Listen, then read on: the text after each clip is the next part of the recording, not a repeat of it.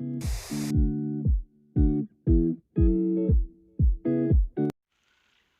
neurótico masoquista e o sofrimento. Quais são alguns exemplos em que o neurótico utiliza o sofrimento para se favorecer? A fim dele tirar vantagem e exercer até um certo domínio sobre o outro e fazê-lo sentir culpado do seu sofrimento, ele vai se mostrar para o outro frágil, debilitado, né? Às vezes até usa a própria doença para se favorecer de alguma forma com esse autoflagelo, né? Então, quanto mais frágil, menos assistido ele se apresentar para o outro, mais compadecimento ele vai exigir ser recompensado. Ele percebe que quanto mais deficitário, flagelado ele vai se apresentar, mais ele vai dominar o outro, né? E vai esperar que o outro entregue algo em troca desse sofrimento.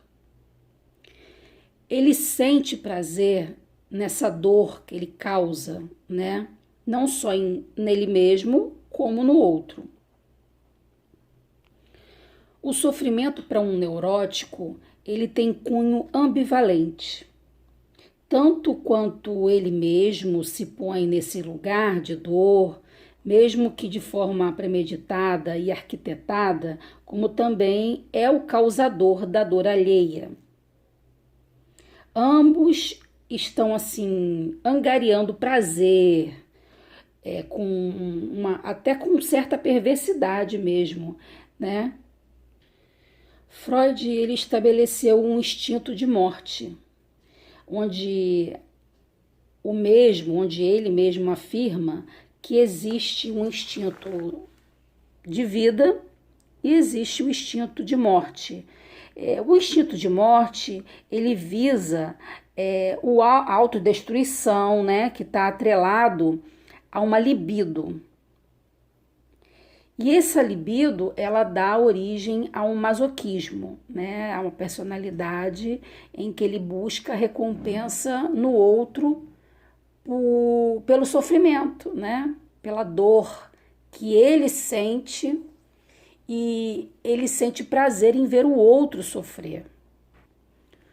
O outro exemplo seria a falta de capacidade de resolver questões da sua vida cotidiana, por exemplo, por possuir, em alguns casos, o sentido de achar uma saída para as suas questões, onde até a própria neurose vai incapacitar de encontrar essas soluções. Então, o neurótico, ele supervaloriza questões que para um indivíduo normal não vai causar nenhum sofrimento. Mas ele tem essa necessidade extrema de supervalorizar o seu sofrimento, porque com isso ele vai subtrair algum ganho. Inclusive momentos de prazer que ele possa estar vivendo, para o neurótico é uma possibilidade de martírio e dor. Então ele consegue enxergar sofrimento até nos momentos de prazer, porque ele não pode se apresentar para o outro com uma felicidade, né? Ele precisa a todo momento alimentar esse sofrimento, né? Que é um efeito defensivo, que ele passa a perceber que está sempre em um perigo iminente. Muitas vezes esse sofrimento que ele busca demonstrar passa até a ser inconsciente, porque de tanto ele viver nessa busca por sofrimento, de ver sempre o lado ruim das coisas, ele passa a só focar, a só perceber o que dá errado. O que para uma pessoa, no caso, uma pessoa normal, que não se encontra no processo neurótico, seria uma coisa normal. Seria, por exemplo, um momento que demandaria dele um pouco mais de ação, né? Ou até mesmo uma não ação por parte dele, se esse indivíduo não tivesse passando por um processo neurótico, a mente dele entenderia que era um momento que está passando, que vai passar e que todo mundo passa. Mas o neurótico não, ele revive aquela cena, né, de sofrimento o tempo inteiro. Por quê? Porque ele não quer encontrar a saída, né? E mesmo que a saída esteja ali, ele vai se auto-sabotar. Então, o que ele procura? Ele procura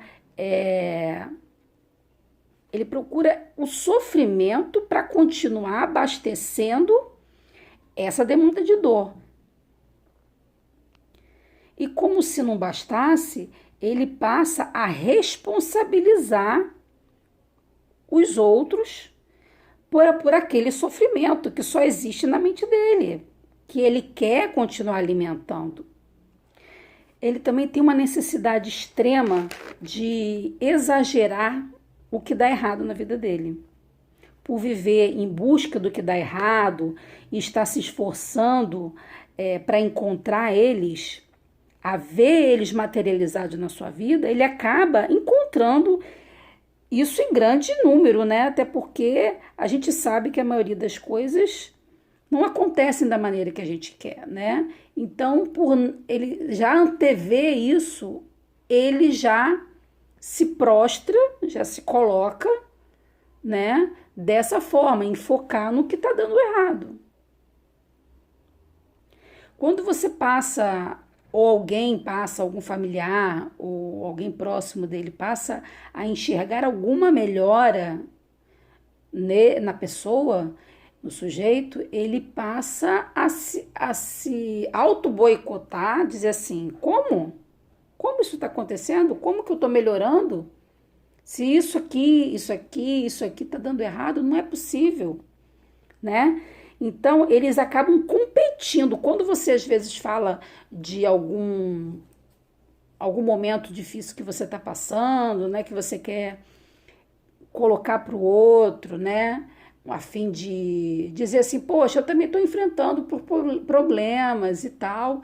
E a pessoa acaba tentando competir com você. Assim, não é como você está sofrendo com uma dor de cabeça por um dia, eu sofro 3, eu sofro 5, né?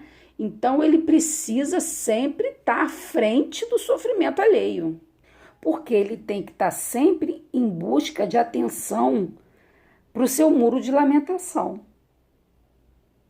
Então ele busca minar que o outro possa estar sofrendo uma dor maior do que a dele, né? O seu sofrimento, ele passa a surtir um efeito narcotizante para o neurótico. Ele causa uma satisfação com o que acontece até na questão da sua fantasia, da sua perversão. Ele passa a se posicionar inerte ao que apetece e elege o outro como responsável por manter ele naquela condição, né? Ele passa a culpabilizar o outro por aquela situação que ele está se encontrando.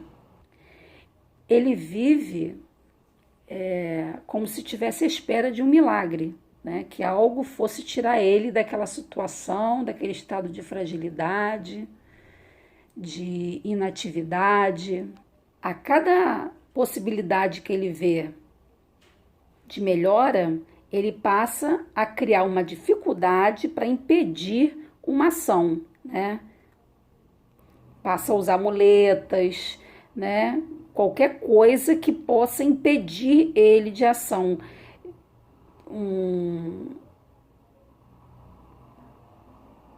Qualquer tipo de dificuldade, de enfermidade, esse tipo de comorbidade, né? Que ele se autoimpõe. Então, a sua infelicidade, mesmo que de forma ilusória, ela passa a ser perseguida por ele, por ser ela que mantém tem a não ação dele, né? Porque ele precisa de algo concreto, que até então só vive na mente, é imaginário, né? Algumas vezes, não todas, mas ele precisa ter algo substancial que mostre o porquê que ele não pode sair daquela situação. O que passa pelas fantasias masoquistas são o fato de colocar a si mesmo sob responsabilidade de terceiros, vivendo pela forma de que o outro passa a ditar as regras e se exime da dificuldade, de qualquer responsabilidade, de que ele possa ter de não dar certo. Né? Então, se dá algo errado, ele fala, mas a culpa não é minha, a culpa é sua. Só que ele não tomou as rédeas da sua própria vida, não fez escolhas, então ele deixa para o outro escolher, porque assim ele pode ter mais um motivo para não agir para o seu próprio benefício. Então, o masoquista, ele passa a se colocar como marionete, né? Uma submissão, uma subjugação, para que com isso ele se descaracterize a sua personalidade de masoquista, né? Ele não assume que ele é de fato uma pessoa que busca pelo sofrimento conseguir algum benefício, uma piedade, um conforto emocional de alguém, entende? Eu preciso de atenção, eu preciso porque eu tô doente, porque isso. Então ele sempre vai demandar estar vivenciando um sofrimento. Então é isso. Espero ter ajudado de alguma forma, de saber que a gente conhece muita gente que faz uso desse tipo de sofrimento, dessa neurose, para se autocompadecer. E isso que de alguma forma deixa a gente, às vezes, até com sentimento de culpa, né, por não poder ajudar, e por mais que a gente tente achar solução para a vida da pessoa, tem uma máxima que eu sempre escuto, é que dá bem, é bem o estilo do masoquista, que ele tem todo um problema para cada solução.